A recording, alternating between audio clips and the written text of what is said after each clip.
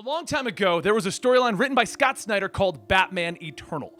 It is literally huge. That is not even a joke. So this was one of the first storylines that Dan and I had to break up into multiple parts. It was just impossible to do in one sitting without taking a month off of the channel at the time. I believe it came out over the course of 6 different months on a weekly basis when we were doing it. So basically, this is older videos compiled again to give you a giant epic Batman storyline. Let me know what you think in the comments down below, and don't forget to subscribe to get these full stories every Monday. I'm going to say it now because I don't know how many of you are going to stick around to the end.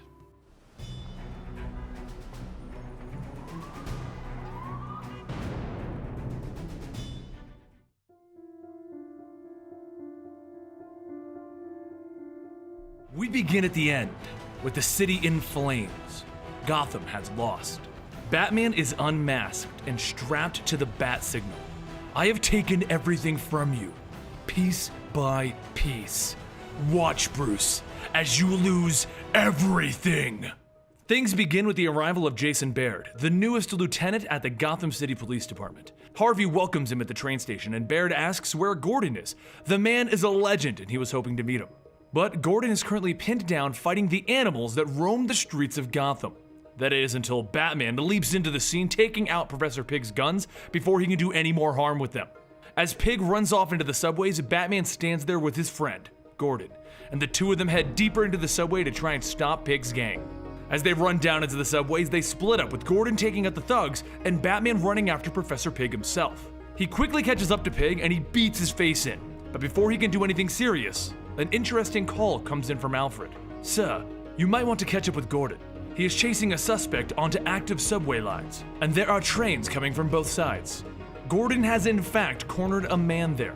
With civilians watching, Gordon demands that the thug drop his gun. And the man tells Gordon, I'm not holding no gun! That's crazy. Gordon can see the gun. Just drop it, and this will all be over, he tells the man. But the man still doesn't understand. So Gordon fires a shot at him, hitting the power box behind the man. It explodes, shorting out the train tracks, turning off the ability to change tracks, and the ability to brake. Batman calls up Alfred as he's running over there. Shut down all the power! I don't care how many buildings you need to turn off! But Batman's plan doesn't work, and Gordon sees the two trains coming straight at each other, and he repeatedly says to himself, no, no, no, no! The conductor, she just calls up to the entire train car, and she apologizes to everyone on the train. Batman arrived just in time to pull Gordon off of the tracks, but no one was able to stop the two trains from slamming headlong into each other. Gordon was brought in that night for manslaughter, and the beginning of the end started. The wreck hit all of the news outlets. Everyone in the Bat family saw it. Barbara suited up as Batgirl. She couldn't believe that this was happening, and she would save her father. Harper Row was in shock. Jason felt that maybe it was time to return home from Hong Kong. Batwing had a feeling that he'd be needed. Batwoman decided that she would come in to give them all a hand. Tim Drake took a break from the Titans to rejoin the family. And while they were all en route to Gotham, Batman stepped up to Jim Gordon's cell. We're going to get you out, Jim. And Gordon asks him to step out of the shadow so that he can see Batman's face. How many people, Batman? I have to know. But Batman just looks at him and says nothing. That bad, huh? I need to know what you saw, Jim, Batman asks him. I swear he was holding a gun. I swear on it. But they showed me the footage. I shot an unarmed man and in the process killed so many innocent people. There has to be more to this. Let me get a blood sample, Batman says, taking Jim's hand. Maybe I just made a mistake, Batman. Maybe I saw something that wasn't there. I know that's not true, Jim, and you do too. I know you feel it. Batman takes off to inspect the footage of the subway, and he finds himself joined by Catwoman. While she's trying to get his mind off of the case because she's bored, he manages to realize who the man that Gordon shot at is. He's a thug for Carmine Falcone, and that means that Falcone has returned to Gotham. Catwoman reels back in shock, because Carmine and her have history that ended with her scarring his face last time. Elsewhere in Gotham, a young girl named Stephanie Brown is returning home, and she needs to get into the garage, but oddly, she's found that her father has locked it. So she sneaked into the side window to discover her father is in a costume surrounded by supervillains, and apparently is planning something. Then she finds herself knocked out. Back in the cells of the GCPD, Baird is asking Gordon how he's holding up. Gordon is his hero, and he doesn't like that he had to arrest him on day one. But Gordon assures him that he did the right thing. So Baird asks him, he's out there, isn't he? Batman is on the case. Over in the Batcave, Batman is trying to put all of this together. Professor Pig, the random thug, Carmine Falcone, and conveniently, Penguin is apparently moving shipments of weapons all over the city tonight. It's all coming together. He can see it. There's a gang war coming, and Gordon is trapped in the middle. All over Gotham, the elements begin to move faster and faster. Stephanie Brown wakes up with a gun pressed to her head from her father, and he begins to open fire on her, telling her that she was a mistake, and maybe he can get it right the second time. She flees from the house as quickly as possible, and she begins to run down the street. She'll be on the run for a bit, and we'll come back to her much later. While on the rest of Gotham, all of the gangs are getting more courageous because someone in the police station is canceling all of the calls to the police. The police have no idea what's going on. To make matters worse, the new commissioner, Ford, has decided to send the entire GCPD after the vigilante known as Batman, and Commissioner Gordon has been sentenced to Blackgate Prison without parole. While Batman does his own investigation trying to get answers out of Carmine, Batgirl tracks her own clues, and she decides that she will save her father, leaving Batman to his own devices as she leaves for her own investigation. Batman takes off to see if he can get Red Robin's help, but Red Robin has already come to town and he's begun investigating a situation in which children have gone missing, and he's kind of unavailable right now. As Batman leaves, we see that Red Robin is dealing with a case all of his own in which the children are getting sick or they go missing. He's traced the situation back to some crazy new nanotechnology, and just as he begins to figure out who's controlling this technology, it wakes up. "Oh hell," he says as it approaches him. But while this is going on, a young girl named Harper Row is saving Vicky Val, and they are both on the floor right beneath Red Robin as he comes crashing through the floor. The nanoswarm looks up and it sees all of these gang members and Vicky Val and Harper Row, and it decides that they are the newest threats, so it moves from Red Robin to assault them. Red Robin runs out of the room yelling for everyone to follow him, and they lock the swarm inside. But the swarm just assaults one of Harper Row's friends named Cullen. It goes inside of him, and it goes dormant as he falls to the ground unconscious.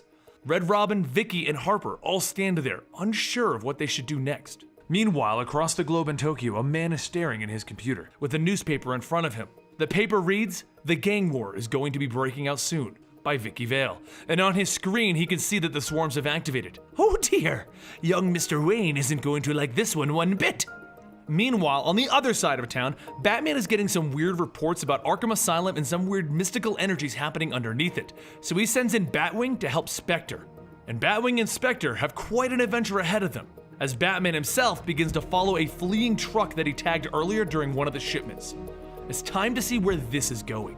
As he gets closer to the truck, those mystical energies that were underneath Arkham Asylum decided to leak underneath Gotham itself, and they blow up on the truck right in front of the Batmobile.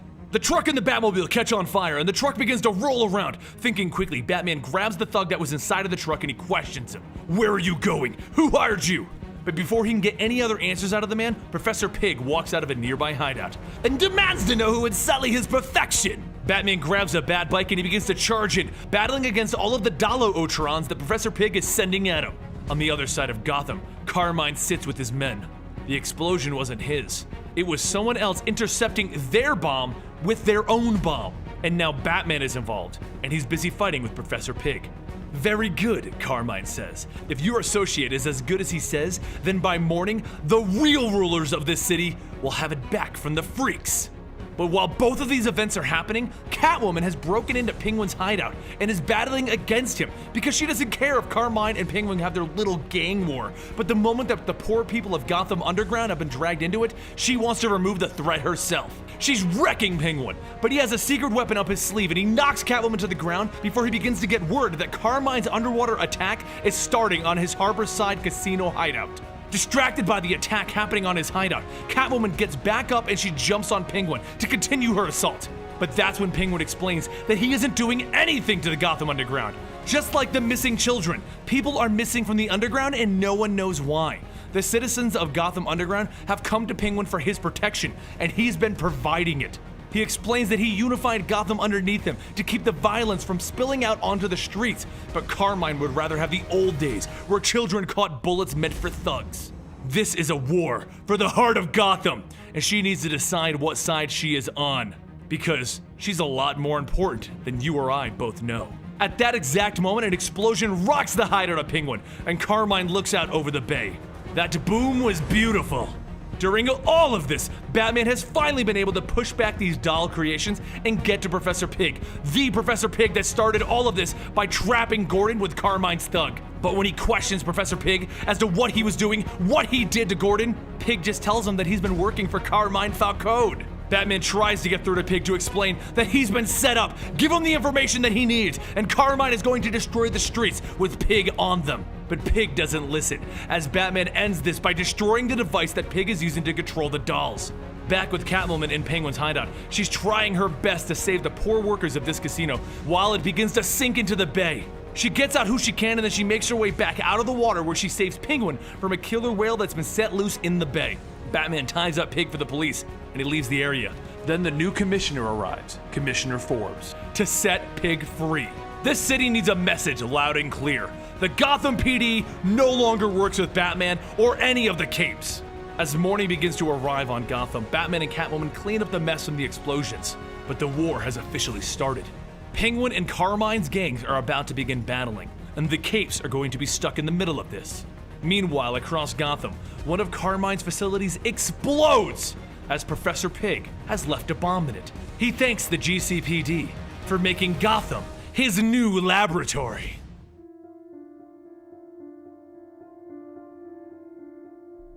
The new Commissioner Forbes turns on the bat signal, and he listens to the newest police detective, Jason Bard, behind him. For the record, Commissioner, I'm against this. Duly noted, LT. Once the sign on my door reads Bard and not Forbes, then someone might give a damn. But for now, this is my police force, not yours, not Jim Gordon's, and certainly not Batman's. It is then that we pan out to see the entire GCPD police force waiting. Let's get ready for him. It doesn't take long for Batman to arrive. Commissioner Forbes, you called? I came. We should talk. Your predecessor, Commissioner Gordon, and I had an understanding. James Gordon was a rotten cop with no respect for the law. You and I want the same things, to keep Gotham safe. I'm here to keep the criminals off the streets. I want them off the streets starting with you. And Forbes raises his hands to tell the units to fire. But Bard shouts out, D-Unit, fire! D-Unit is the smoke grenade unit, and the entire rooftop begins to fill up, allowing Batman to disarm everyone in the smoke. But once he moves through the smoke, Bard gets a perfect shot lined up with Batman's head, and he lowers his weapon. As Batman leaves the roof, Forbes smashes the bat signal, ending the GCPD's connection with Batman. Batman gets back to the Batcave where he turns to Alfred. I might still have some help on the GCPD, but I'm gonna go to Hong Kong. Falcone came back to Gotham for a reason, and I'm gonna find out why. As Batman leaves Gotham, Forbes gets picked up by the thugs of Falcone and brought to Falcone himself. It happened again, Forbes. I thought we had an arrangement. You promised to get a handle on the costume freaks in this town as a condition of your employment. Someone broke into my hideouts and got away with $375,000 of my money. Batman is a lot of things, but a thief, Forbes says, shocked. Idiot, not Batman. I'm talking about Catwoman. I thought Batman was my priority. We put a scare into him. That's why he's not showing his face. Batman isn't afraid to show his face. If he isn't making trouble for me, then he's not in Gotham right now. Across the globe in Hong Kong, Batman is currently battling against ninjas with one of the many members of Batman Incorporated, Zero. Zero and Canary have been working with Batman to figure out what would make Falcone leave his gang war in Hong Kong and go back to Gotham. He was winning against Fang with the help of the Yakuza. With him gone, the Fang took over, so Zero and Batman decided to pay the Fang a visit by going to the Fang's leader, only to walk right into the middle of somebody else already breaking in. The mysterious woman gets stabbed by Shen Fang, the leader of the Fang, and Batman begins to beat on the man, demanding to know how Fang suddenly won this war, and why did Falcone leave Hong Kong? At first, Shen Fang stands strong, but it doesn't take long for Batman to get his answers. Fang never won. Falcone was offered a buyout because, as he put it, he had unfinished business in Gotham, and someone told him it was time to come back. Batman finishes Shen Fang, and Zero arrives just in time to ask Batman, who's that woman? Once Batman gets into the Batplane, he looks up her name and he radios back to Alfred. I need the guest room prepared for a special guest. I'm bringing back Julia, Pennyworth, your daughter. Meanwhile, back in Gotham, Catwoman continues breaking into Falcone's hideouts, only to find a small army waiting for her behind one of the doors. He quickly subdues her and he hauls her off. Catwoman and Falcone have a history. so he intends to enjoy this, and he ties her to a chair and he begins to torture her, telling her that he intends to become Gotham's protector, the true champion that they need. But right beneath both of them, Professor Pig hasn't forgotten how Falcone screwed him over in our last video, and he's currently killing all of Falcone's thugs as he climbs up to his penthouse. Catwoman scoffs at Falcone. "You'll never be a champion. We have Batman," and he throws her to the ground. Batman is nothing more than a protector of the costumed freak parade. He keeps the status quo. He's so much weaker than I was told. But that catches Catwoman's attention. "What do you mean you were told?" Falcone ignores her. "I'm here to put the animals back in their cages." And that's the moment that Professor Pig arrives. "Don't bet the farm on that, Falcone! Yeah-yeah-yo!" Meanwhile, on the other side of Gotham, Stephanie Brown has snuck into the library after hours where she does her research on a villain known as Clue Master. The man her father is claiming to be is nothing more than a D-list supervillain that has fought Batman a few odd times. Back with Professor Pig and Falcone, Pig has tied down Falcone and he's preparing to begin cutting and slicing him up. He'll make him better. Luckily, the hostage situation has made the news, and the GCPD have the building surrounded, so Batman comes crashing through the skylight and he begins to beat some of the half-animals' heads in. He frees Catwoman as she begins to jump over, beating on the helpless Falcone while Batman is busy with the thugs. He does manage to stop her though, because he and her both need to leave before the GCPD storm this building. As Batman and Catwoman leave, she tells Batman what Falcone said, that someone told him this would happen. But the question is, once again, who is orchestrating this? Meanwhile, down in Brazil, BATGIRL has tracked the man down that she believes is responsible for her father's incarceration. But it turns out to be just another patsy set up to distract her, and she fell for it. Luckily, Red Hood has been sent down by Batman to help her follow the trail and figure out who arranged all of this. But as she tells Red Hood, they need to hurry because they only have days before Gordon's sentencing. Back over at the Wayne mansion, Julia Pennyworth wakes up and is groggy but grateful to be alive. But she's immediately furious when she sees her father. Alfred and his daughter haven't been in speaking terms for a long time because she just doesn't understand why a man that was once MI6 and worked for the Queen would give up his standing to go and work for some spoiled rich party boy. How could he leave her and her mother for this Wayne family, for the family that he chose? While this is going on, the gang war across Gotham rages on, with bullets flying all over from Falcone and Penguin. So Jason Bard rallies up the officers that he feels he can trust, which includes Harvey Bullock. He tells them that they need to take back this city because it's starting to get out of hand. And for every place that Falcone shoots up, Penguin burns down one of his. But Bullock looks at Bard. "The GCPD can't get involved. We're supposed to pretend that there isn't even a gang war thanks to the new commissioner." And Bard looks at him, who said we're gonna stop the gang war. We need to stop Batman, don't we? Meanwhile, Red Robin is trying to figure out his own situation, which involves nanomachines infecting the brother of a girl he knows, Harper Row. He feels as though he can get some answers out of the recently incarcerated Professor Pig, but his computer informs him that Harper Row is currently hacking into the Bat Family computer network. How did she do that, he thinks to himself, as he heads back to Robin's nest. Back with the GCPD, Bullock uses the one method of contacting Batman that you never hear about, the Bat phone. Batman arrives on a rooftop with Bullock and Bard standing there. What is he doing here? Batman asks Bullock, and Bullock explains that this was Bard's idea. He's just along for the ride. I have an idea how we can stop this gang war by the end of the week, but you just need to let us catch you, Batman. Back with Stephanie Brown, she gets a phone call from her roommate. You got a package, Stephanie. But Stephanie warns her not to open it. Something fishy is going on. Her roommate doesn't listen and opens it anyway to find a horse, one that is orange and blue. Steph thinks about it for a minute and simply says, "It's a clue." But that's when her roommate follows up with another comment. "This box is ticking, Steph." Instantly, the entire apartment explodes. Across Gotham, the entire GCPD strike team is watching as Batman enters a building. "This is it," Bard shouts. "We have Batman and his thugs cornered." They kick the door in and they aim their weapons at the gang members sitting there. One of the strike team members turns to Bard.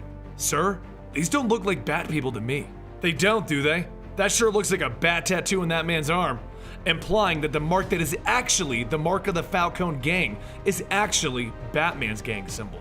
The strike team member immediately gets what they're doing. "Ha! Sir, yes sir. That is definitely the Bat's mark. So the police haul off Falcone's thugs, and Batman appears in front of Bard. Your plan, I'm impressed. Well, it's not over yet. The next day, Forbes comes storming into the GCPD offices. What the hell do you think you're doing, Bard? I was arresting known accomplices of the vigilante Batman, sir. Do those men look like Robins or Nightbirds or whatever? Sir, they're all guilty of possession. I don't care, Bard. And that's when Vicky Vale steps up. Now that's a quote.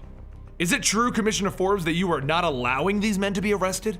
Forbes is now backed into a corner, and Bard lets Vicky begin to grill him as he goes back to arresting Batman's accomplices. Meanwhile, at the Robin's nest, Red Robin arrives and asks his computer where Harper Row is currently located. What he doesn't know is that she's actually hiding right behind him, in the nest.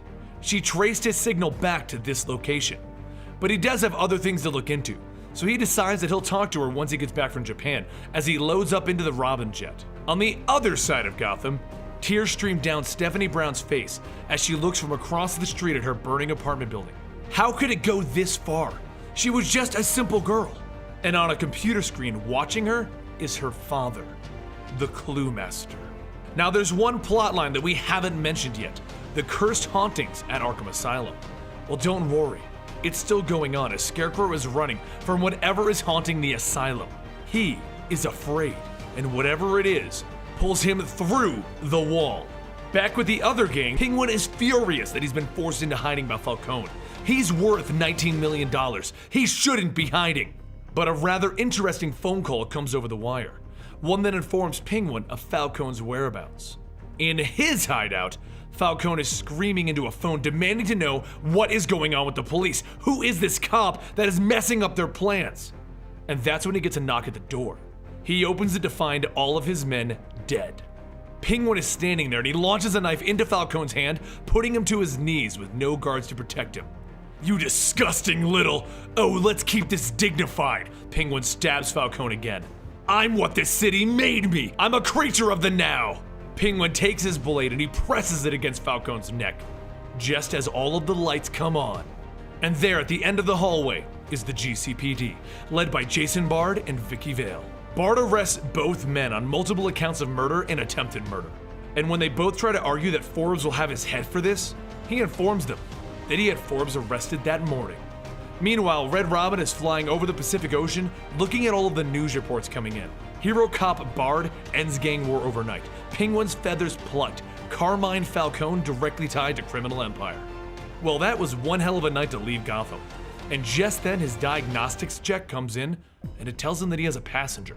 In the cargo hold of his jet is Harper Row, eating cheese puffs. You have got to be kidding me! Back with Batman, he confronts Jason Bard on the rooftop of the GCPD. Because what he did was incredible. But at the same time, he was the one that sent Penguin to Falcone's location, and it cost 12 people their lives. But Bard tells him, I'm changing the city for the better, Batman, and I'll do whatever it takes to get there. And I want you to do it with me, together. But as he turns around, Batman's already left. Lastly, we end this chapter by cutting back to Scarecrow to see what it is that he's truly afraid of in Arkham Asylum. Joker's daughter has him pinned to the ground, and she has a hatchet ready to slam into his face. The little bat boy and his ghostly friend are about to pay us a visit, and I can't have any distractions. So I'll just take care of you right now. After all, that's what my daddy told me.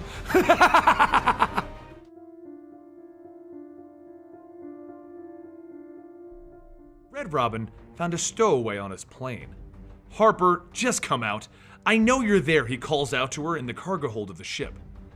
Red Robin has begun investigating children that have recently gotten sick with nanomachines. One of these children was Harper's brother. And when Red Robin decided to go to Japan to see if he can find the inventor of the nanomachines, Harper Row stowed aboard. You just let me crouch back there this whole time? Harper yelled as she came out of the cargo hold. Damn right I did. You stow away, you deserve 9 hours of sitting in a stress position. How did you even get on board? I hid right behind you the whole way, like a ninja. Sure you did. You stay here while I find this Sergey guy. He made the robots from what I can find, and I'm not babysitting you. Look, Robin, this is my family, and I can handle myself. The name is Red Robin, and no dice. This isn't amateur hour.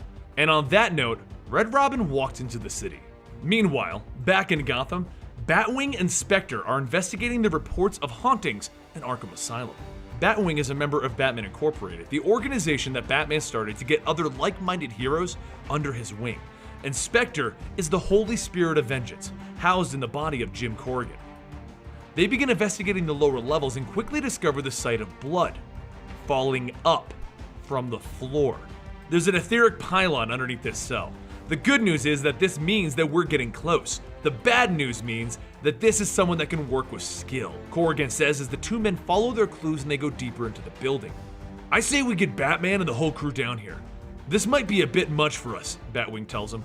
Batman is busy with the gang war, and since you might not be able to communicate with your team while we're down here, if you want to turn around, you're welcome to. But I need to stop this, Corrigan says as they exit through the back door and into some caverns beneath Arkham. What they find sends a chill down Batwing's spine, because it's a man with his head bound in a bag being suspended in the air and the blood being drained from his body and flowing upwards.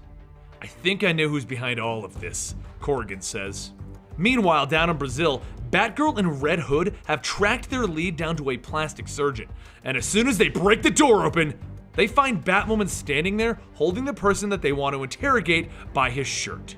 You're here too? Batgirl exclaims. I followed my own trail here, Batgirl, but it would seem that I'm on the right track. Fine, whatever, I want to go first. Batgirl grabs the doctor and begins to find out her next clue. Over in Japan, Red Robin finds himself thrown out of the scientist's lab and thrown onto the ground right in front of Harper. I told you to stay with the plane! Red Robin, I know, and I totally didn't listen. Then they both turn around to find an old man with a monkey. Excellent, you two survived. Now we can talk, and then we can test you again. Back beneath Arkham Asylum, Batwing and Jim Corrigan have battled ghosts, empty vessels, and even the Joker's daughter, to find themselves in front of the man behind the entire haunting of Arkham, Deacon Blackfire. They begin to fight against the undead beings that they were supposed to be stopping, while the Joker's daughter watches from the outskirts, showing a severed head the entire battle. Batwing and Corrigan find themselves overwhelmed and separated, while Joker's daughter continues to look on. And just when Corrigan finally decides he needs his own internal demon, the Spirit of Vengeance, Spectre refuses to manifest itself, leaving Corrigan in a pool of black and murky water. Back in Japan, Red Robin and Harper aren't getting any answers out of the doctor that they came to see. His name is Sergey, and while he admits that the nanomachines are his, he has no idea how they got there, because those models were conveniently stolen. Meanwhile, over in Brazil, the team-up of Batgirl, Red Hood, and Batwoman is finally making some traction to find the man that arranged to have Jim Gordon sent to prison for manslaughter. Walking through the worst slums in the area, they come across a child, and after rescuing him and calling the child a painted horse with his poor Portuguese, Red Hood figures out that this child is from a nearby sweatshop, and Batgirl's target is in there also. Back in Gotham, finally, Batman and Bard are working together to clean up the streets, which includes tracking down the missing people from the Gotham Underground that Catwoman mentioned a while back. Batman isn't sure if he can trust Bard, because as Batman puts it, Bard's intentions are too good. But he does follow Bard down into the sewers as Bard is tracking down these missing children. In the sewer, they don't find any missing children, but they do find Killer Croc, and he's none too happy to see Batman and this cop on his turf. As Bard falls into the water, he yells out that Croc is under arrest for the suspected kidnapping and murder of multiple victims. But Croc just seems shocked. Kidnapping? Those people came to me! They wanted my help! And he grabs Officer Bard and gets ready to feast on a cop when Batman leaps onto his back. Croc, I know you didn't do it. I know, look at the wall. On the wall of the sewer is a black handprint. The trio agree to work together for now, because those handprints are linked to some rather odd creatures, and Croc can bring Batman to a location where he's been stashing the ones that he's been finding. Back in Brazil, Red Hood is spying in on the sweatshop. There's a lot of things that a person can do to guarantee a bullet for me, but enslaving a bunch of kids is definitely a way to get a full clip from me. We said no killing, Red Robin. Batman's rules, Batwoman tells him. Not my fault if I get confused and someone's face looks like their kneecap. Let's just break in there. I'll get the guards to the left. No, if we break in Red Hood style, whoever's in charge of this and whoever framed my father will get away. We're gonna go in stealth, Batgirl tells him. So they sneak in, slowly knocking out the guards and creeping over the shipment crates.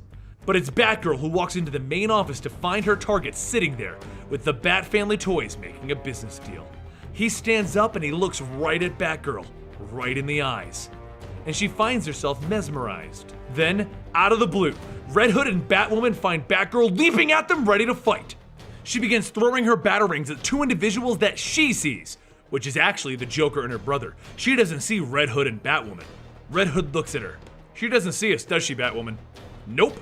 Just like Commissioner Gordon saw a guy that wasn't there. So this is some kind of mind control device.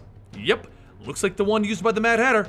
So we're fighting a knockoff Mad Hatter, which means Batgirl is right and our culprit is here. Go get him, Batwoman. I'll get Batgirl. But, look, I'll do my best not to shoot her.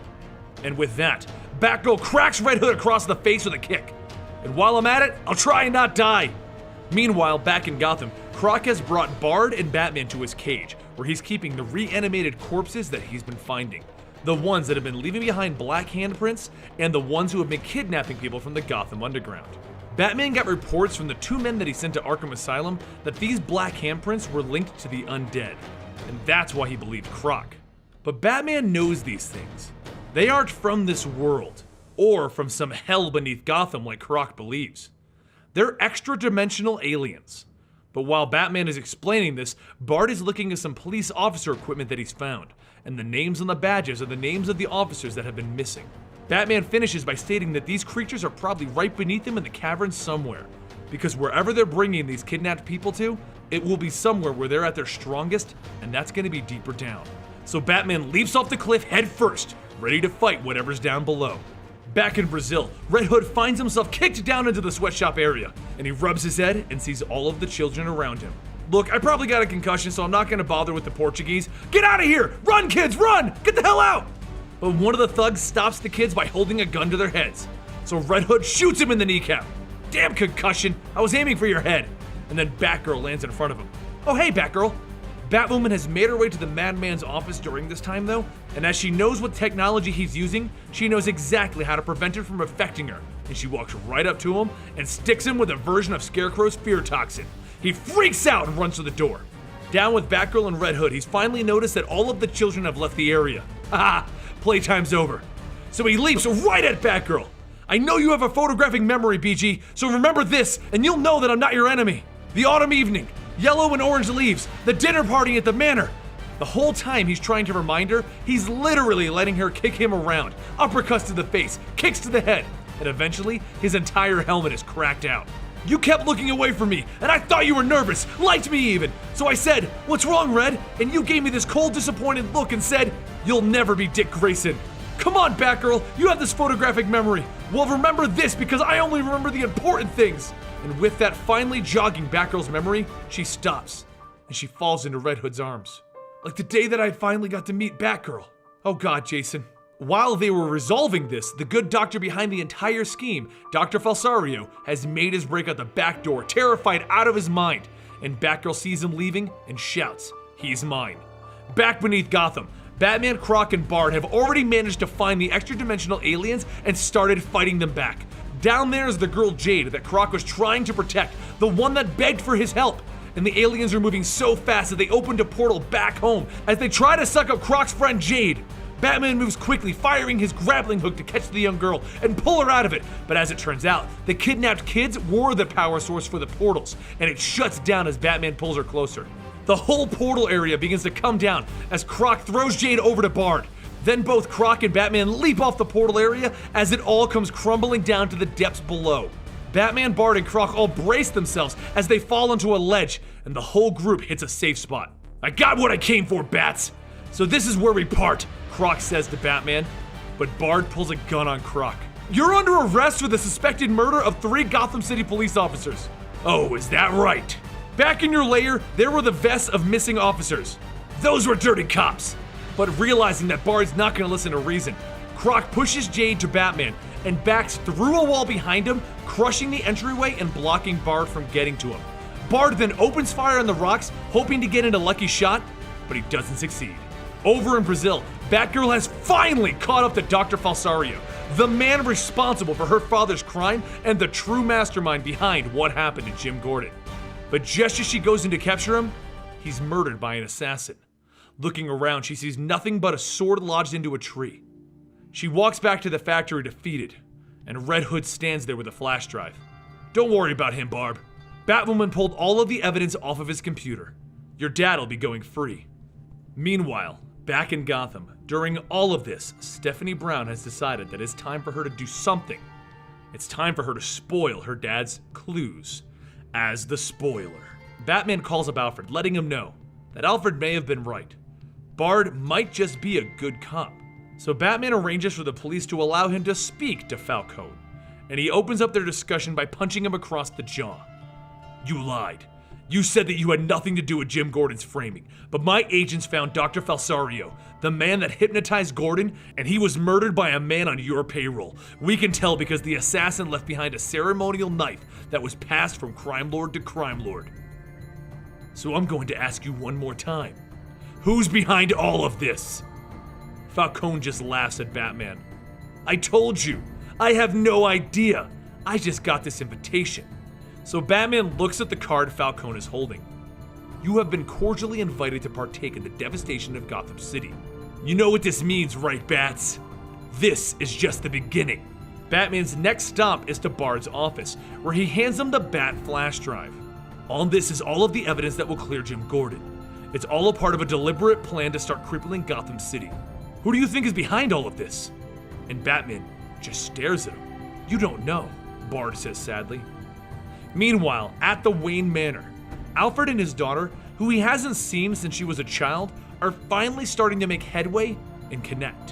When alarms go off in Wayne Manor suddenly, almost on instinct, Alfred walks over to a safe room where he walks Julia in before knocking her out and sealing her inside of it. He then walks out of there with her pistol and begins to walk through the manor looking for the invader. But that's when Hush comes out of nowhere and sticks a syringe into his skull. Back at Blackgate Prison, a man is standing in front of one of the cells. We need your help. We need the architect. It's time for your role in the grand design to come into play. And after leaving the villain's uniform behind, he steps outside the prison, revealing Jason Bard. His phone suddenly rings and he answers it. Is it done? Yes, the architect is in play. And Batman? He doesn't suspect a thing. Bard then breaks the thumb drive in half as he says to himself, Gotham belongs to us now.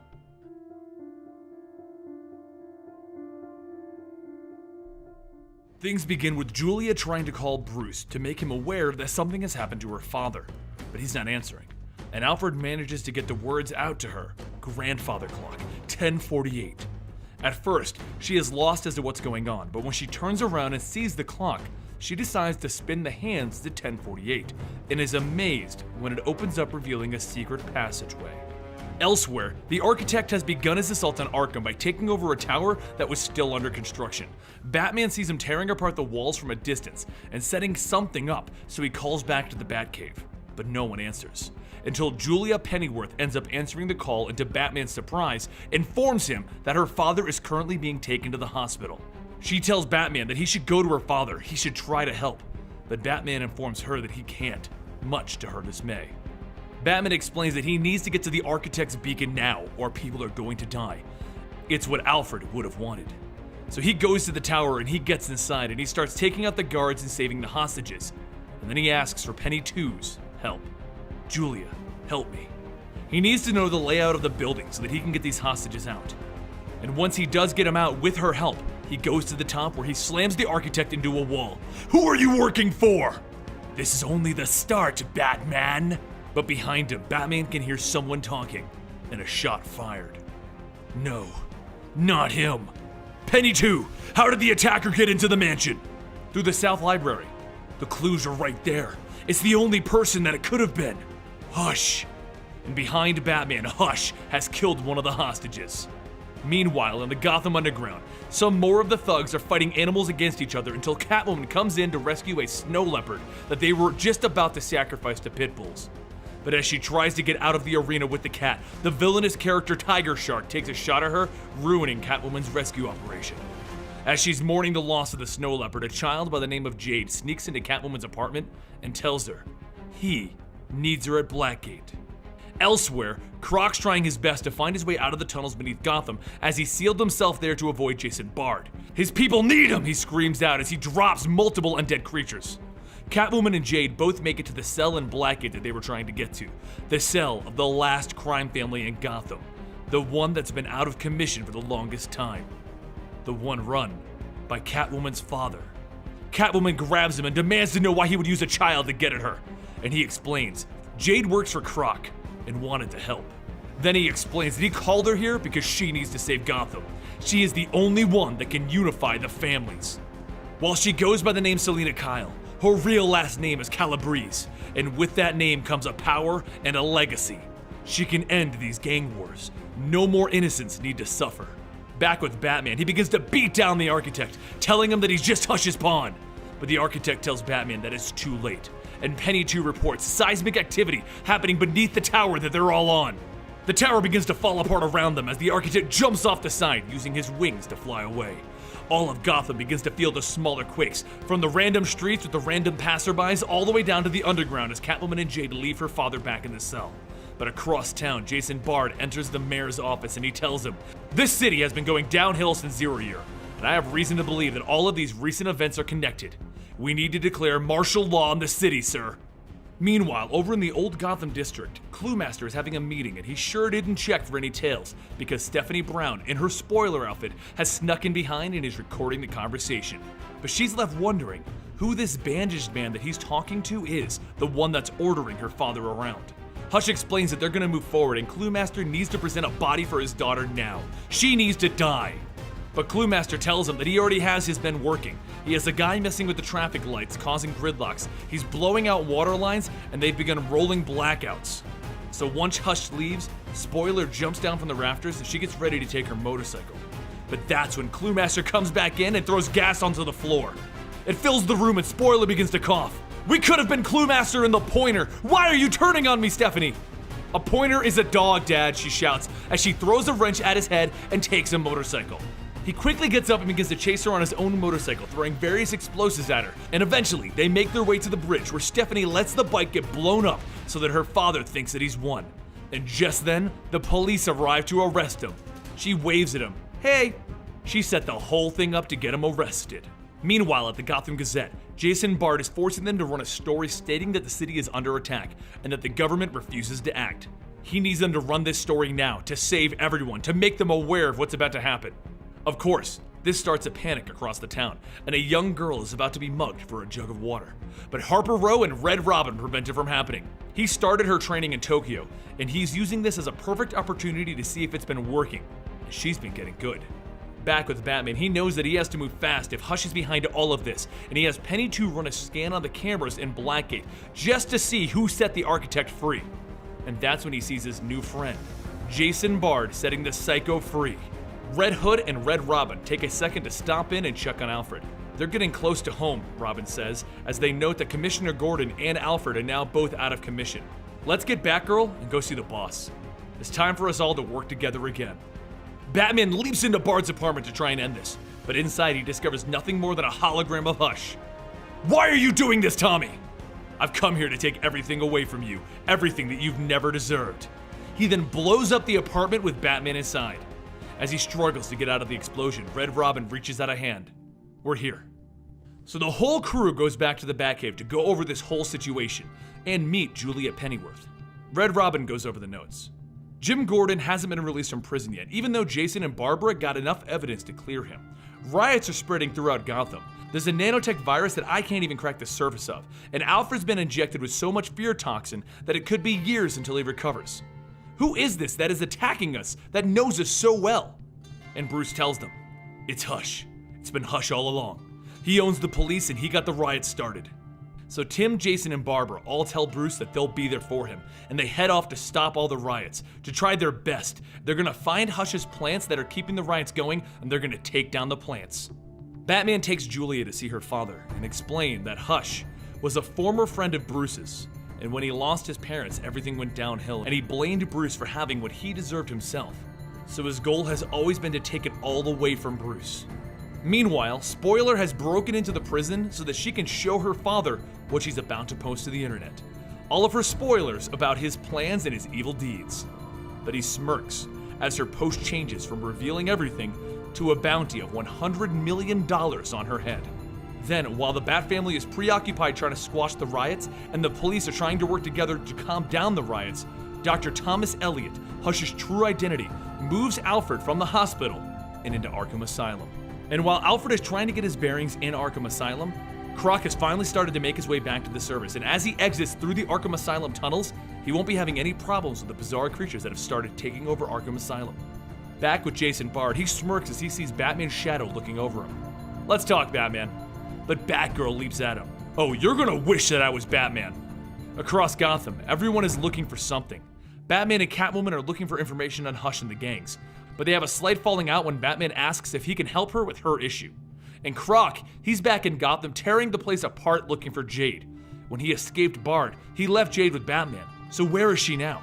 Once Catwoman gets back to her apartment, she finds another of Gotham's gangs awaiting to assault her and kidnap her. When Catwoman comes to, she's tied to a stripper pole in a strip club with a villain known as the Skull, ready to beat her head in with a baseball bat. And Jade is about to be forced to watch. Meanwhile, Batman has thrown a tracer onto a random thug, hoping that he will lead him back to Hush's base of operations. Back with Catwoman, she turns to Jade and she tells her not to watch as she gets ready to take a bat to the head. And that's when Croc breaks down the door looking for Jade. He swore that he would protect Jade. She is his family. Jade perks up. "Mr. Wayland!" And the Skull turns to see him. Holy hell, he's real. Using this distraction, Catwoman trips up Skull, putting him to the ground. Croc continues to throw thugs around, with bullets bouncing off of his thick skin. Everything is getting crazy hectic, and then one of the gang leaders decides that he's gonna take a shot at Catwoman so that she can't get away, just as Jade is trying to uncuff her. Batman arrives just as things are beginning to calm down, because the thug led him right to this building. But as he enters, he sees Croc on his knees holding Jade, and Catwoman crying. Jade took the bullet for her, and she's already dead. Croc just tells everyone to throw him in Arkham, because they took his people. They took his Jade. They took his soul. He's got nothing left. Batman jumps in, not understanding what's going on, and he's ready to attack Croc, but Catwoman kicks him aside. "Leave Croc alone!" So Batman grabs her by the shoulders to ask her, "What happened? What did you do, Selina?" Catwoman begins to cry on Batman's surprised shoulder. "I could have stopped it. I could have stopped innocents from being in the crossfire. Selina, I'm here." And she steps away. "No, you're not. I'm alone." Back with Batgirl, she's threatening to drop Bard off a rooftop until he finally talked, but she couldn't bring herself to actually hurt him, and he knew that, so he didn't say anything. But that's when Jason Todd arrives. And he takes the rope from her, and he drops Jason Bard to the ground. As Bard is falling to Gotham face first, he says, "I'm sorry, Gotham!" And that's when Batgirl catches the rope right in time at the last second. "You were always better than me, Barbs, and you proved it again." Batgirl looks to Jason Todd. "Maybe you should stay this time, Jason. Help the family. Save Gotham." "Nah, Gotham's never been enough for me, Barb." "What if there was more?" she says, leaning up against him. "No," he says, turning away, grabbing his hood and putting it on. "Why?" "Because, Barb, it's like you said. I'll never be Dick Grayson." And with that, Red Hood jumped off the side of the tower and landed on Starfire's spaceship. Red Hood, Starfire, and Arsenal have many more adventures to go on their own, and we'll be touching on those later. But once again, across Gotham, Catwoman sneaks back into Blackgate Penitentiary, where she walks up to her father. She looks right at him, and she tells him, "You were right. There's only one person that can fix this, who can control the chaos, who can assert the natural order. Me, the daughter of the Lion."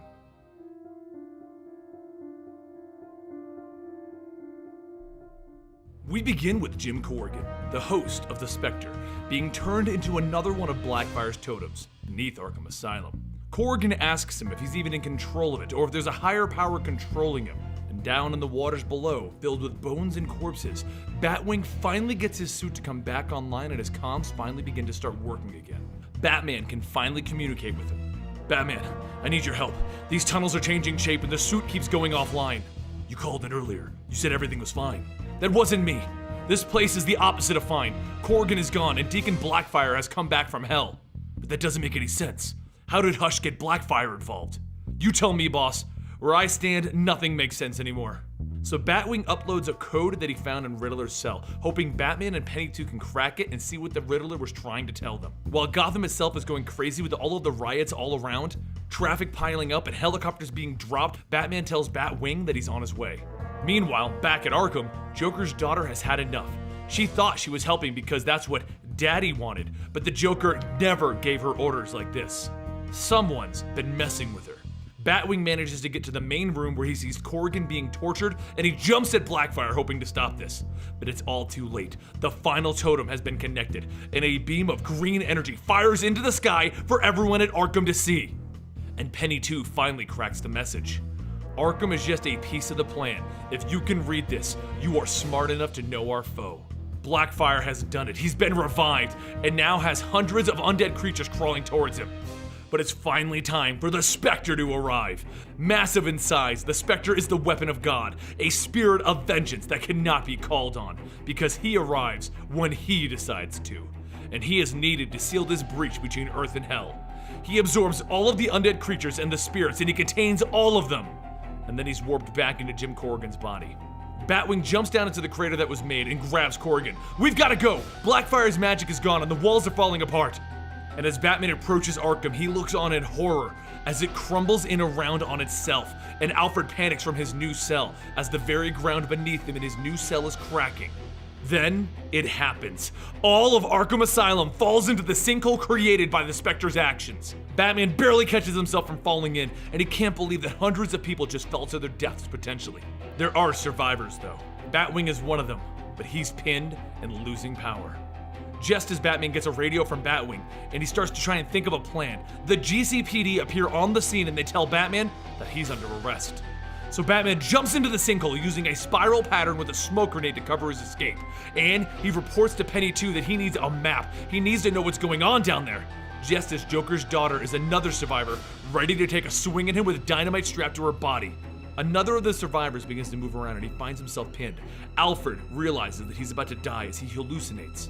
When suddenly Bane lifts the rock off him. Maybe, but not here. All of Gotham's emergency services converge on the destroyed Arkham, leaving the city to fend for itself as they try to save the supervillains that are held there, only to find themselves having to fight against the supervillains as they now try to escape. Batman quickly disarms Joker's daughter as Penny 2 reports that Clayface, Victor Zsasz, and Mr. Freeze are trying to escape. Batman ignores the fact that the police want to arrest him again, and he jumps out of the sinkhole to start fighting against the insanity of Arkham. Luckily, he has a few friends in the force who just can't seem to get clearance to shoot at the Bat. Batman makes quick work of the supervillains with Penny 2 keeping him informed of their locations. But back down below, Bane and Alfred have teamed up to try and escape together. But Alfred wants to know, why did Bane save him? You can still walk. And one look at you there and I knew you were ex-military. In a place like this, you are an asset, yes? They wander down a few tunnels, but they quickly find themselves under attack from the undead that survived. Back in Gotham, Stephanie Brown, now going by the name Spoiler, is trying to get out of Gotham. Someone just placed a $100 million reward on her head, and she needs to get away from here. But Hush sees her coming, and he grabs her off of the motorcycle. Back with Batman, he's finally dropped all of the supervillains, and he finds himself against the police once again. So Penny 2 tells him that she just got a read on Hush, and he's about to shoot someone. So she sends off a shockwave from the Batplane, and Batman makes his escape. As he begins to leave, Penny 2 informs him that she just found out that her father was in Arkham when it fell, but Batman reassures her. He saw Joker's daughter, which means that there are survivors, and Alfred is one of the toughest people that he knows. Beneath Arkham, Bane and Alfred are fighting against these undead beasts and winning. This actually isn't a problem for Alfred. He was Special Air Services in the British Army. He then leads Bane to a secret wall where Batman was keeping his spare supplies underneath Arkham, and he uses the gas that is in the wall to knock out Bane.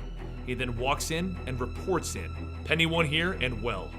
Batman makes it just in time to rescue Spoiler, and he pins Hush's guns to the wall. The fight is pretty evenly matched, with both men beating on each other, but Batman gets some help in the form of Spoiler on a motorcycle, as she literally runs into Hush with it. He throws a grenade at them, trying to cover his escape. So Batman then heads back to Arkham Asylum, where he finally rescues Batwing before it's too late. With his plan slightly derailed, Hush meets Jason Bard, where he informs him to go. And he tells him that the attack is going to slightly change. They're gonna cut Batman off instead. Batman returns to the Batcave, where he discovers Hush's latest plan. When Hush broke in, he got the report off of the Bat computer that states the location of every Batman emergency supply in the city. All of Batman's arsenal, all undeniably Batman's weapons, now at Hush's disposal. And Bard is giving a map with the location of all of Batman's supplies to Vicky Vale for her to report on. While that's going on, Gotham has ramped up its military presence, demanding all of the residents remain indoors as the streets are now closed. And then a tank explodes with an explosive batarang. Batman moves quickly. He needs to secure all of these caches before Hush can use all of the explosives in there. And Jason Bard can't believe what just happened. He tells Hush that this has gone too far. He's now injuring his own men. But Hush tells him that there's no backing out now. Batman finds himself under attack from the GCPD at every turn, so he has Penny 2 locking down the caches while he battles against the newest recruits in the GCPD. But while he's moving through and disarming them, Wayne Enterprises is holding a meeting where they decide that they need to vote out Bruce Wayne. Wayne Enterprises is attached to these attacks on Gotham because they funded the creation of Batman's weapons through the Batman Incorporated project. And the name on all of the paperwork is Bruce Wayne. Someone's going to take a fall for this. Batman has larger problems though. Penny 2 has run into Hush at one of the caches, and while he's amused that she's the prettiest of his partners, it doesn't take long for him to shoot her and then leave her for dead as he rigs the place to explode. Batman rushes there and finds that she's managed to escape into the sewers, but she isn't doing well. Hush then activates one of the alarms, calling Bruce Wayne out. So he heads over there after Alfred tries to convince him that Penny 2 should not be involved in this anymore. When Batman and Hush finally have their meeting, Hush is ready to confront Batman. As Batman enters the cache, Hush puts on the Batman armor and jumps in guns blazing. They battle it out, punches, kicks, batarangs lodged into Hush's helmet. But in the end, Batman defeats Hush rather easily. He grabs him and he rips the bandages off of his face. "You're not a puzzle, a secret, or a whisper. This is who you are, Tommy," he says as he forces Hush to look at himself in the reflection. "You're not me. You never could be." Then a public announcement goes out that Wayne Enterprises has had its chief operating functions and holdings seized by the federal government. Realizing that things are going rather poorly for Wayne Enterprises, Batman reaches down to grab a note card that Hush had in his pocket and he dropped. He slowly picks up the note card and he reads it. "You have been cordially invited to partake in the devastation of Gotham City. Jim Gordon falls in precisely 2 weeks' time. The rest is up to you." Batman's eyes go wide in shock as he's also listening to the report that Wayne Enterprises is no more and dissolved. Bruce Wayne is effectively broke, and Hush wasn't the mastermind. Hush gets up on his knees. "Maybe you're right, Bruce. Maybe I'm not you. But right now, who would want to be?"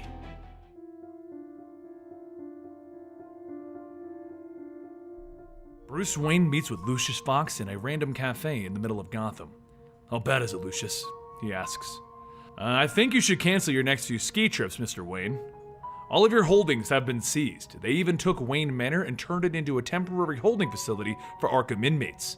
You are basically broke. Lucius, I need to know the status on the remnants of the R&D department in Batman Incorporated." The commissioner raided all of them. They have everything. Lucius then picks up the tab, and Bruce calls up Julia to check on things in the Batcave.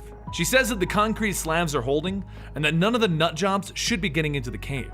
She then looks over at Hush, who's all locked up in a cell in the cave. As Lucius leaves the table, he warns Bruce of one more thing. "Let Batman know, Commissioner Bard also has me."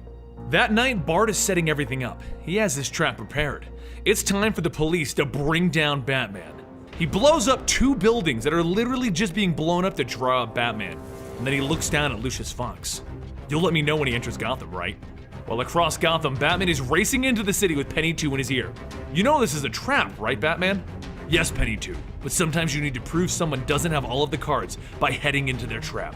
But what about someone that does have all the cards?" Just then, Jason Bard interrupts their call with his own. "Batman, this is the GCPD. Pull over now." But obviously, Batman ignores him. So Bard tells Lucius to lock down any systems that they can control on the Batmobile. "Oh, and Batman, remember that Wayne Tech ultra-heated wire mesh that your friend claims you couldn't get into your Batmobile without damaging it? I hope he wasn't lying." And at that moment, the ultra-heated wire mesh expands in front of the Batmobile, shredding the armor in the front side of it. "Shut the hell up!"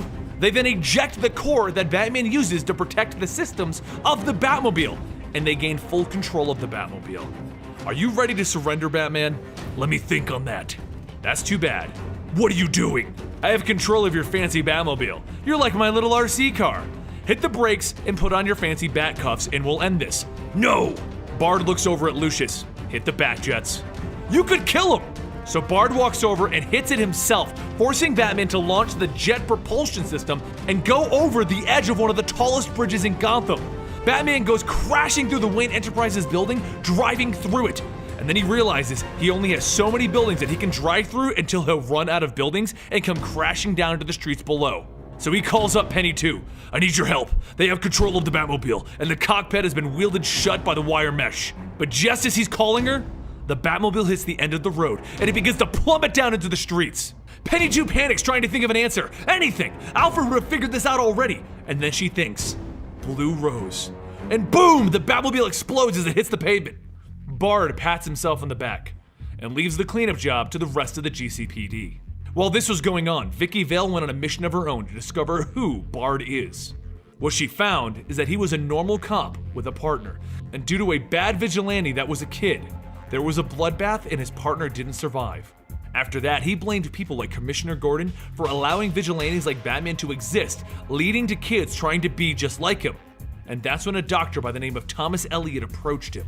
Vicky then called Bard to call him out and tell him that he was just too pathetic for her. But at the moment that Bard is answering the phone call, Batman sucker punches Bard. How?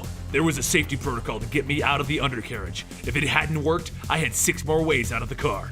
This is what you don't understand, Jason. I thought Hush had a gun to your head, but your men died. You put them there and they died. You have no regard for human life. Don't you dare! I'm doing this with the woman I love, the one that I lost to idiots trying to be you. There wasn't a single life lost for what I did. 3 stabbings, 8 shootings, and a young woman beaten to death by a mugging, all because the officers were busy trying to clean up the Batmobile. I'm sorry for your partner all of those years ago, but the deaths tonight are on you. Then Batman turns and walks away. Stop! Put your hands up, Bard says.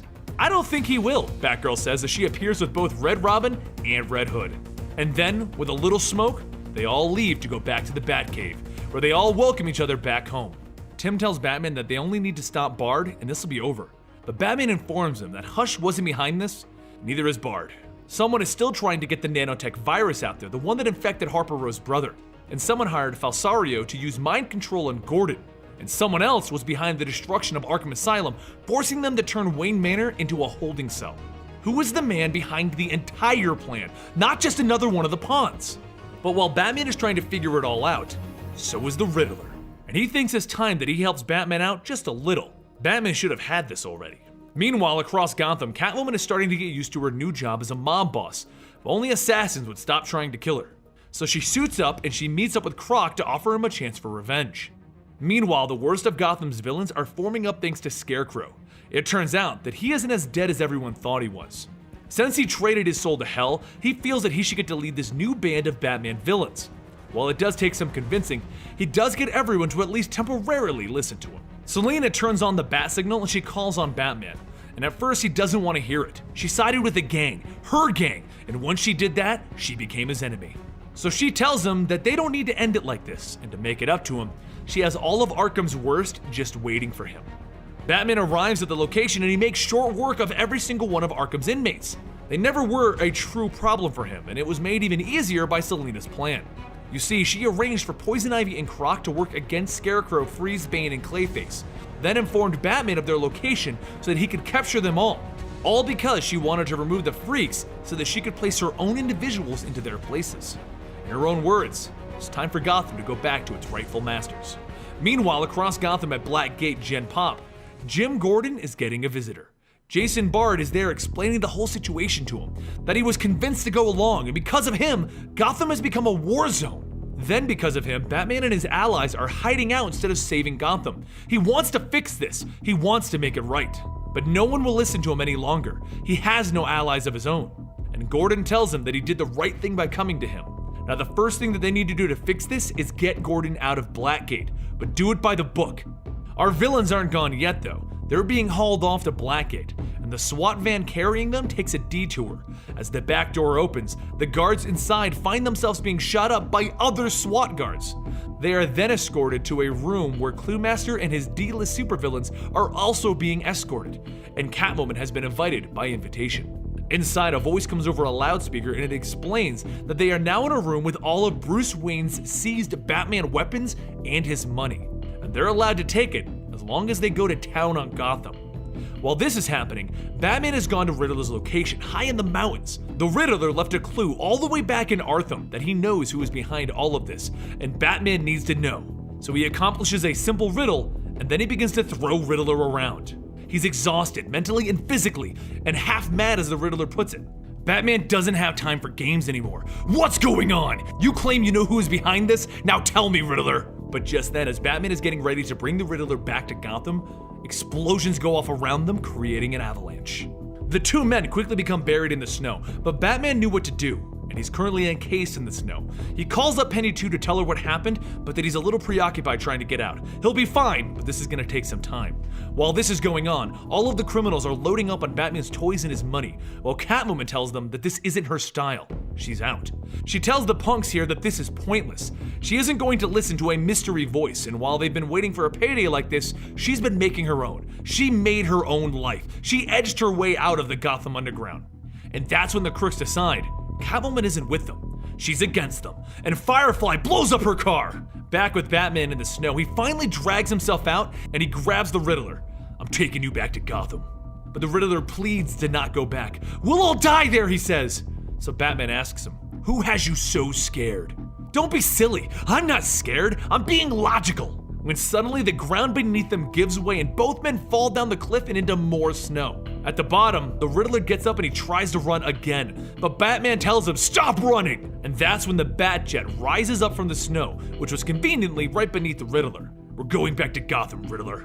You'll never make me talk. I only led you here to make you think for yourself.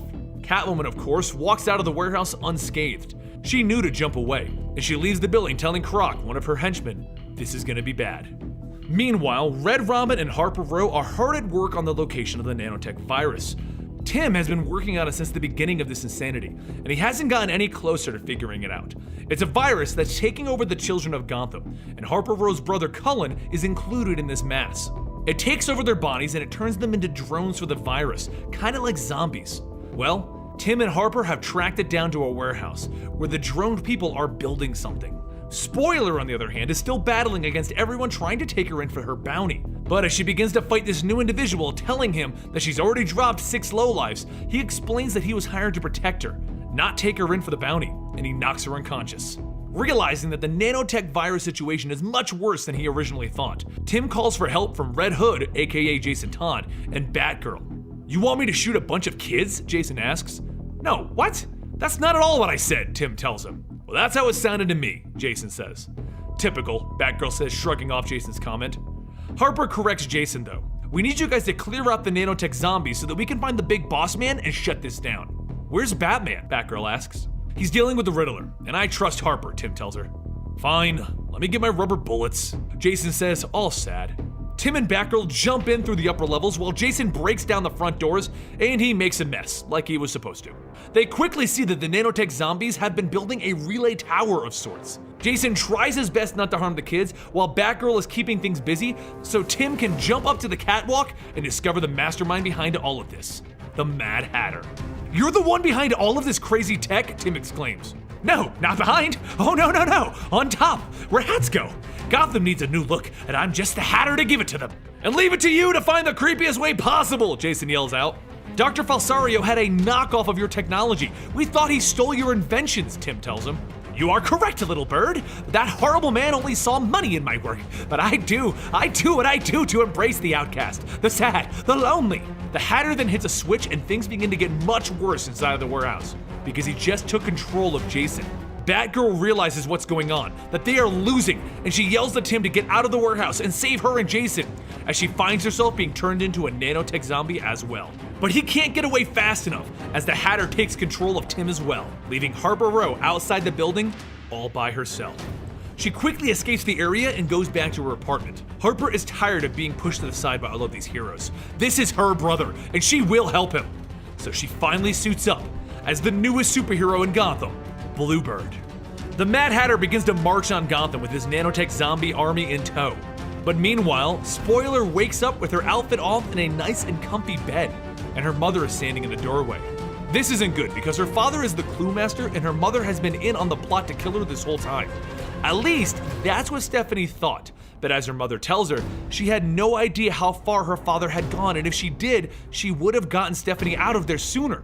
Harper Row is now going by her superhero name Blue Bird as she waits for the Mad Hatter to take most of his army out of the building. She then slips in to finish what Tim started. But it didn't take her long to find that there are still some nanotech zombies inside, and they definitely alerted the Hatter to her presence. He comes back in a hurry and begins to send zombies in to grab her, using Tim, Jason, and Batgirl to hold her down. He will infect her with the nanotech virus. But Bluebird is a tech girl, and she sees how he's controlling everything. It's all in the hat. So she takes a free moment to kick it off his head. Then using a gadget in her glove, she blows up everyone that's trying to hold her down, and she picks the hat up off the ground. There's a new Hatter in town. She walks over, overloading the relay and destroying all of the nanotech virus, finally. The Hatter looks on in shock as his entire plan was foiled by the new girl on the block. Harper then runs over to her brother and embraces him because it's finally over. And that's when Batman finally arrives to grab the Hatter and demand to know, "Why are you here, Hatter?" But the Hatter explains, he was invited like everyone else. He has no idea who did it. He only got the instructions on a card to make Gotham hate Batman. Frustrated as always, Batman explains that he was following some of the nanotech teenagers, which is how he found this place. And he asks Tim how he found it. Tim points to Bluebird. Her. We're gonna need to talk about that. And then Batman leaves. Meanwhile, back with Stephanie. She walks out to the kitchen to find that her mother is tied to a chair, and Catwoman is standing there. My, you are a difficult person to find. Lucky for me, I like a challenge.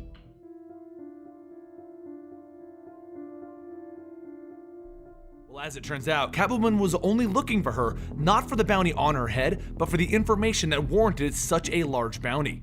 She also knew that Batman would be coming for this girl eventually for some reason, so Catwoman leaves the underworld to think the Spoiler is here with her in her casino, while Batman brings Spoiler back to a safe house to be guarded by Bluebird and her brother Cullen. Bluebird agreed on the condition that Batman will train her for real, all the karate chops and eye-poking stuff. The weird part is though, Spoiler still wouldn't reveal what she knows to everyone, because she is seemingly afraid of Batman, and she wouldn't say why. So after a night of explaining the situation to Bluebird, she finally does reveal what she knows, what everyone has been hunting her down for. She knows who's been handing the money to her father, the man behind all of this. She saw Bruce Wayne, the man who funds Batman. Spoiler then gets up and begins to leave. With Bruce Wayne funding all of these Bat people, she isn't going to stay here. She's gonna stop him. But Bluebird tells her that she isn't leaving, and if she tries, she'll stun her. Spoiler won't be stopped from leaving, and they begin to fight it out. Meanwhile, the GCPD have finally gotten the name of the person who was doing the entire Arkham Asylum, dark arts, and then collapsing of the entire facility, Dr. Milo. Batman has his agents track down any more information on Dr. Milo, and they catch him just in time as he's attempting to leave Gotham through the airport. He is chased through the airport by the security until he flies out onto the runway where the Batjet hovers overhead and demands that he surrender or be neutralized. He panics and screams, "I surrender!" But the Batjet then shoots all of the drugs that he has in his pockets, and Batman jumps down to grab the man by the throat and demand to know what he did to Arkham. What did he do to the inmates? He explains that he did what the book said. It entwined magic and science, and it worked. It was a gift to him. So Batman demands to know, who gave it to you? And Dr. Milo explains. It was attached to the card he received. Then the spirits of the deceased seemingly rise from the ground and they surround Batman. "Batman, your time has come," they exclaim. Dr. Milo holds his hands over his eyes. "Who are you? I didn't summon you! I can't look!" Batman looks in horror as the spirits around him are that of his mother and father, telling him that he couldn't help them, their poor baby. They tell him that he has desecrated their memory with his war on crime. While this is going on, the spirits are also crawling all over Dr. Milo, demanding to know why he gave them to Joker's daughter. She killed all of them. Then one of the spirits, which turns out to be a doctor of Arkham, appears and tells the others to leave Batman alone. They are here to get Dr. Milo. He made them into this. But as Batman runs over to Milo to save him from a heart attack, the GCPD arrive just in time to demand that Batman puts his hands over his head. Batman activates a flashbang off his belt and he disappears into the night with Dr. Milo. As they take off into the night, Batman calls up Jin Corrigan, again, the Spectre, and he explains that all of this Arkham mess was because of Dr. Milo using a book, and he wants Corrigan to look at it. So Corrigan, Batwing, and Batman all get together in a cemetery that's considered hollow ground, just in case Corrigan needs it. Corrigan then finds out that Dr. Milo opened up a trapdoor of magic, one tailor-made to allow black fire out, tailor-made to make a hole into hell, and tailor-made to allow him to do all of these horrendous acts. but he went too far, and it eventually broke him mentally. Back with Spoiler and Bluebird, they have slightly resolved their differences. Spoiler is sitting on the bed telling Bluebird that she just can't trust her. She can't trust anyone. So Bluebird decides that she's going to ask Batman if they can just get Spoiler out of Gotham, and she sets up an automatic stun gun on Spoiler. If she moves, she'll be knocked out for quite a while. As Bluebird leaves, Spoiler can only say, well, damn. Back with Batman in the Batcave, he begins to look through who bought up all of Wayne Enterprises' companies and structured them in such a way that it looked like a signature. He then realizes who is devious enough and rich enough to snag up all of Wayne Enterprises semi-legally and gets that far unseen only to sign it. Who can bring the city to its knees? Who has the influence over all of these people in all these different types of walks of life? Ra's al Ghul. Batman arrives in Ra's al Ghul's current hideout, Karachi, only to be welcomed by one of Raz's tricks, a mist that is all around him.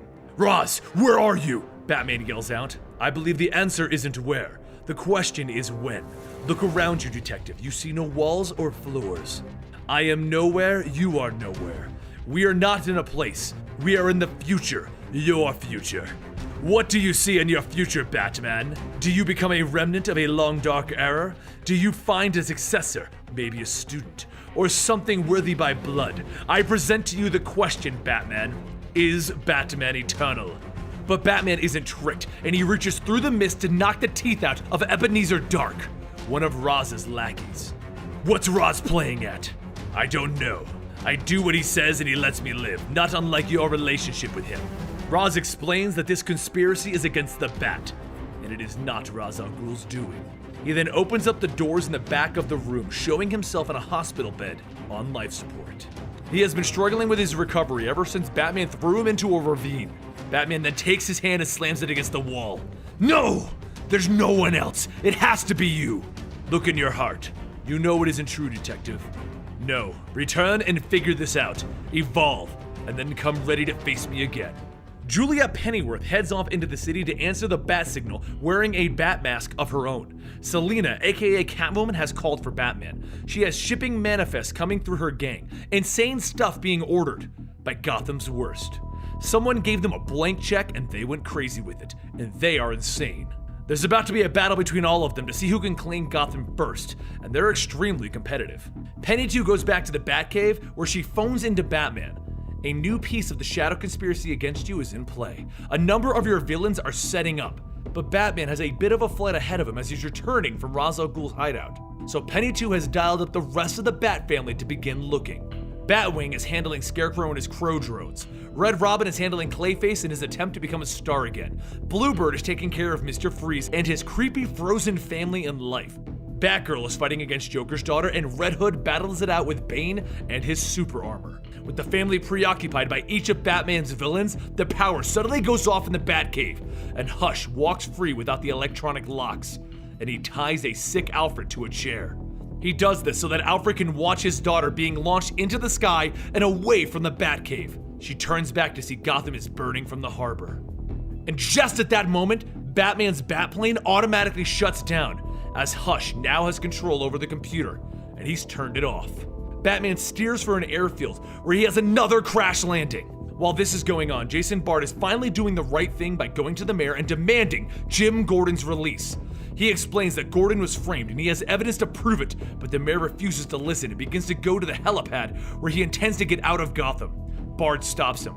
If you want to flee, fine, but you aren't going to do it before signing this release form. But over at Blackgate, Gordon has much worse things to worry about as someone has knocked out all of the guards. They just released all of the prisoners of Blackgate. To make matters much worse for the Bat family, Hush stands in the center of the Batcave in awe at the power that he now has at his disposal. So while the Bat family is trying to battle their villains, he begins to tinker with the remote controls in their suits, making their battles even worse and cutting off all communications. But Julia isn't out of this fight yet as she drags herself to the harbor. And Batman, of course, didn't die in the plane crash, as he drags himself from the wreckage and begins to walk to the nearby Air Force airfield. He then steals a jet and spray paints IOU on the ground with a bat signal. He'll be getting back to Gotham soon enough. Over at Blackgate, the GCPD and Jason Bard are trying to get Gordon out, only to find that the whole facility is overrun by the inmates. But back at the Batcave, Alfred is finally done being sick as he gets out of the cell that Hush has put him in and he cracks Hush over the head. We're done here, Tommy. With Alfred at the Bat computer controls again, the Bat family finally has their support again. but they also now have Batman there as he's finally gotten back to the city. He throws an entire jet at Bane, saving Red Hood, and then reports over the radio that he's coming to end this. Back at Blackgate, Penguin and Croc use this chance to escape from the prison, but Bart does get Gordon out finally, which was just the time that Batman needed to arrive where Batwing was battling Scarecrow, and Batman comes riding in on the Crow drones. He quickly removes the Scarecrow threat. He then goes to Bluebird where he electrocutes Mr. Freeze and he disables him. Then using Victor Freeze's freeze gun, he freezes Clayface and saves Red Robin. They then all head over to help Batgirl with Joker's daughter, but she's already beat up Joker's daughter. "You guys didn't seriously think that I would need help with this, did you?" she asks. And Tim tells her, "Show off." But while Batman is getting the family back together, Firefly has lit most of Gotham on fire. Batman cannot believe how far this has gone, and he punches the window.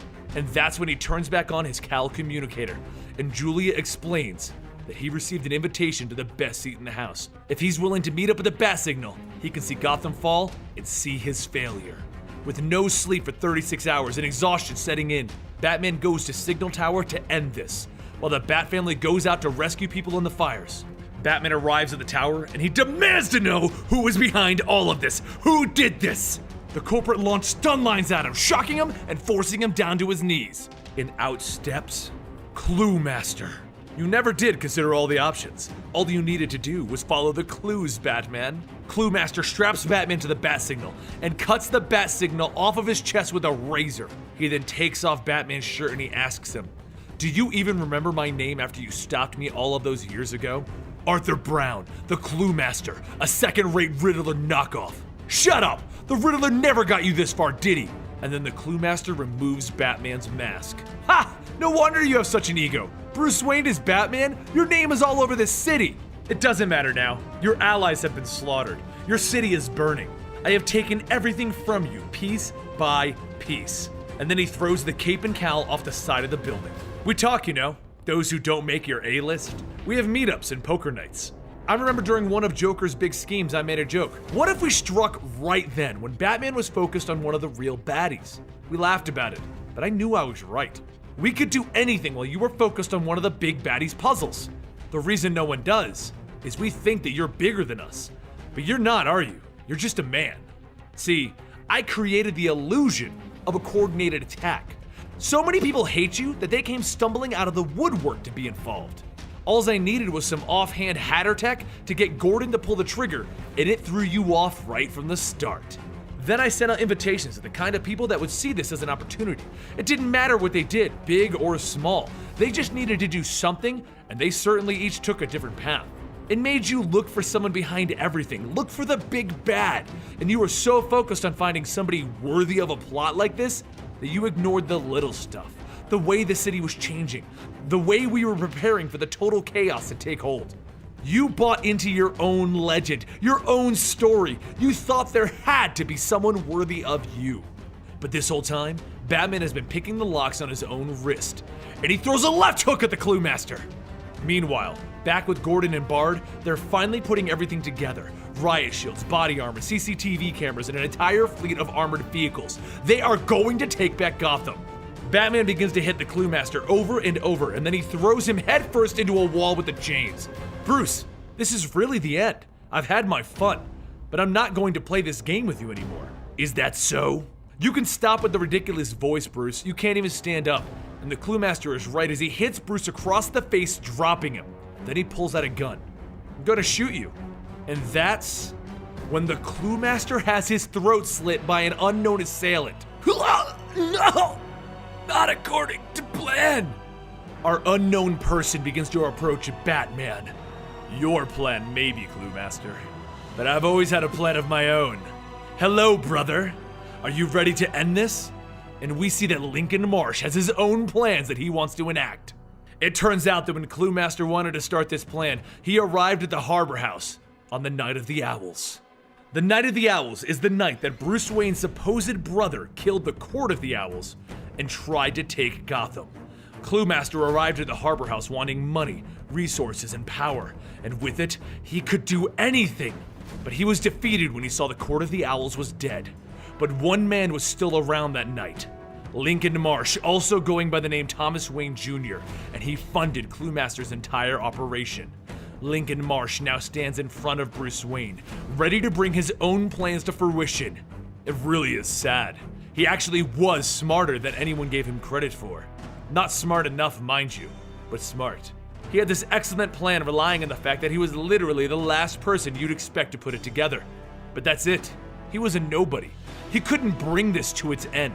Lincoln Marsh then lowers his mask, and using his jetpack, he grabs Bruce and he launches him into the sky. You see, brother, I already know that I'm a nobody. I come without a code name and without some colorful entourage. I'm wholly nothing, and you made me that, and I will return the favor. But Batman isn't done yet. He takes a shard of glass out of his own back, and he shoves it into the jetpack. No, I can't control, you bastard. And they both land into the nearby building. Meanwhile, across Gotham, the entire Bat family is saving the city. Batwing, Red Robin, Batgirl, and Red Hood, all trying to save people. But Red Hood is about to meet his end as the building around him is crumbling, and Batgirl is trying to save him. But that's not all. Gordon, the GCPD, and even Catwoman and Croc are all coming up with plans to save Gotham. This has to end now. Brucey, Lincoln Marsh calls out. Your brother wants to come out and play. You aren't my brother, Lincoln. Bruce yells back as he takes the tattered remains of his costume and he makes a makeshift mask before grabbing a street sign and running in to finish this off. But Lincoln Marsh breaks the street sign and then opens fire on Batman. Batman dodges and grabs a car door, slamming it into Lincoln Marsh, telling him to shut up! But Batman is defeated. He's too tired, too exhausted, too injured. And Lincoln Marsh knows it as he grabs Batman by the throat. It's over, Bruce. You and I both know that I've won, and then I will slink back into the shadows with no one knowing what truly happened. Without your fortune, without your company, the names Batman and Wayne will disappear from the city, and I will have won. You will be a footnote, a strange deviation tied into these past few troubled years. But Batman will be done forever. But a voice comes over the loudspeaker with the bat signal on the television screens. Gotham City, I need you to listen. This is the former Commissioner Gordon, Jim Gordon, broadcasting on every street corner in Gotham. I know you're frightened right now, more frightened than you have ever been. Maybe that fear has pushed you to do things that you wouldn't normally do. Maybe it's just pushed you to hide away in some dark corner. But Gotham City is our city. And when hell is unleashed, we don't run and hide. It needs a city. It needs all of us. And that's when Talon arrives and saves Red Hood and Batgirl from a crumbling building. Talon? What the? Red Hood says. The lady in the cave. She put out a call to everyone. And that's when we see the extended family is arriving. Batwoman, Black Canary, and even Katana. Back with Batman and Lincoln Marsh, our villain is staring in disbelief. This can't be happening. And that's when Batman uses this opportunity to headbutt him, breaking his mask off. Then a bucket is thrown at him, throwing him off balance. Who the? It was actually Spoiler as she leaps in, punching him. Don't you recognize me? I'm Batman, she shouts. Looking up, Lincoln Marsh sees that he's defeated, as behind Batman stands everyone now. Everyone in the family. You're not very invisible now, are you, Lincoln? Batman says as Commissioner Gordon helps Batman back up. Lincoln Marsh vanishes into the tunnels below, and our story finally comes to a close. So what happened to everyone after this? Well, Jason Bard went right to Vicky Vale, and he offered to tell her everything that happened. She warned him that he'll be disgraced and never able to work for the GCPD again. But he doesn't mind. Gotham's known for hiring ex-police officers, aren't they? Catwoman and Croc, well, they continued to run their criminal organization. And while Batman isn't happy about that, because Catwoman has a lot to answer for, he'll deal with that on a later date. Jim Corrigan went back to his unit in the police, which is covered by another book, Gotham by Midnight, and he offered a spot on the team to Batwing before he went off on his own again. Jim Gordon and his daughter, Barbara Gordon, well, they finally got to have a quiet night at home. Jason, he was done in Gotham, and he had some friends waiting for him. He almost left Barbara a message so that they can pursue a possible relationship, but he changed his mind, and he told Roy Harper to come pick him up. Stephanie went to go stay with Harper and Cullen after all of this, and she seemingly trusts Red Robin, who came to check up on them. As she finally had her first official meeting with Red Robin, they shook hands, and then they looked into each other's eyes, because they saw something that might happen someday. Lincoln Marsh didn't get away. He did flee into the tunnels, but the Court of the Owls, they weren't gone, and they found their wandering Talon. They sealed him up and they told him, we might have a use for you again in a decade or two. And with everything finally done, the city went back to its beautiful black and blue sky, and Jim Gordon became commissioner again. Batman, who already fixed the Wayne Enterprises situation, getting back his money and resources, arrived at the Bat Signal, and Gordon told him about a plan the Scarecrow has enacted, something that is going to need Batman to stop it. It looks like the job for the Dark Knight never ends. If you're still here, you are amazing, Mr. Wayne. Aren't they amazing, Robert? Damn it, that was what I could sneak No.